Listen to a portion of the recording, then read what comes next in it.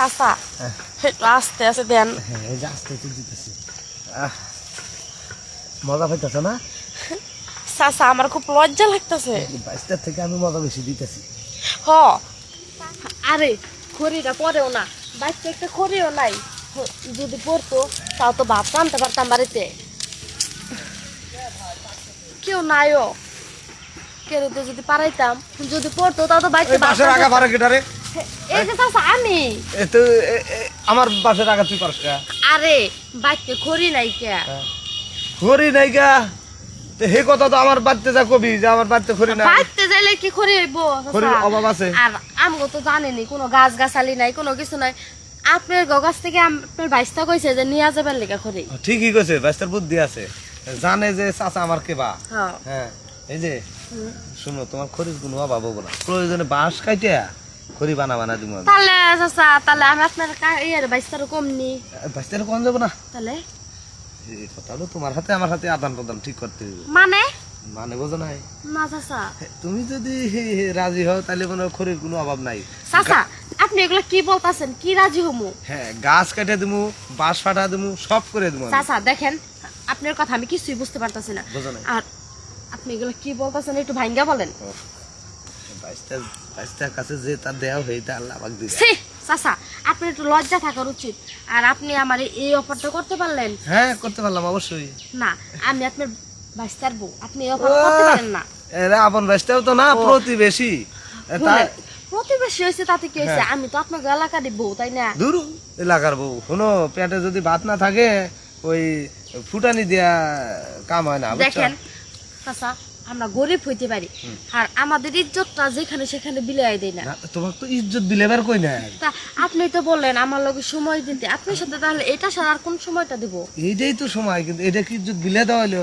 তাহলে কি? এটা সম্পর্ক তোমার আমার গোপন থাকবে, শুধু তুমি ভালোভাবে চলবা, ভালোভাবে খাইবা, এটাই তো তোমার লাভ। আর আমার লাভ, আমি একটু খুশি হইলাম।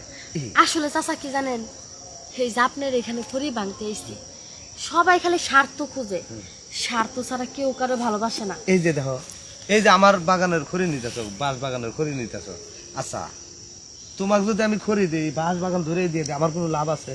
কোনো লাভ নাই। বিনিময় তুমি আমার কিছু দিলা, আমি তোমাকে খড়ি দিলাম। আচ্ছা চাচা, কি করা যাবে?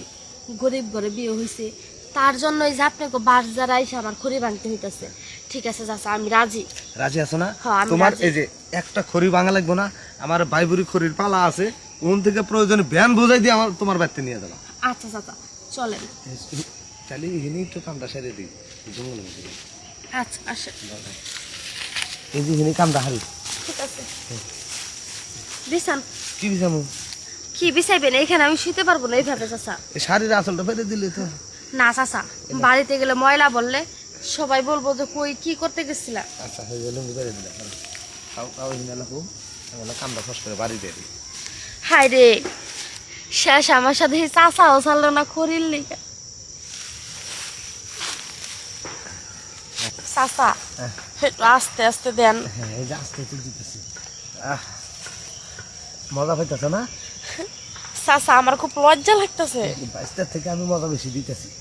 হ তা কথা ঠিক আছে, মজা লাগতেছে আপনারটাও, কিন্তু চাচা লজ্জা লাগে। আর লজ্জা নাই, খড়ি পাইবে মেলা, ভ্যান বোঝাই দিয়ে নিয়ে যাবে। আচ্ছা চাচা এখন ছাড়েন। ওইছে উঠো উঠো উঠো, আগে লঙ্গি করে নে।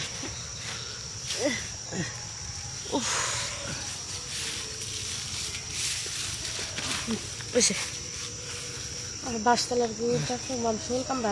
আল্লাহ, শুনো হ্যাঁ তুমি বাড়তে যাইয়া গাছটা খাতরে নিয়ে আসা, ভ্যান বোঝাই দিয়ে বাইবুরি থেকে যত খড়ি লাগে নিয়ে যাবো। আচ্ছা চাচা তাহলে আমি যাই। হ্যাঁ কেউ কিছু কবে না, কেউ যদি কিছু আমার কথা কবে যে চাচাই কইছে নিয়ে যাইতে। যাও। কি মজাটা এনে পাইলাম, খড়ির বিনিময়ে বাইশটা বউকে একটু আদর করলাম।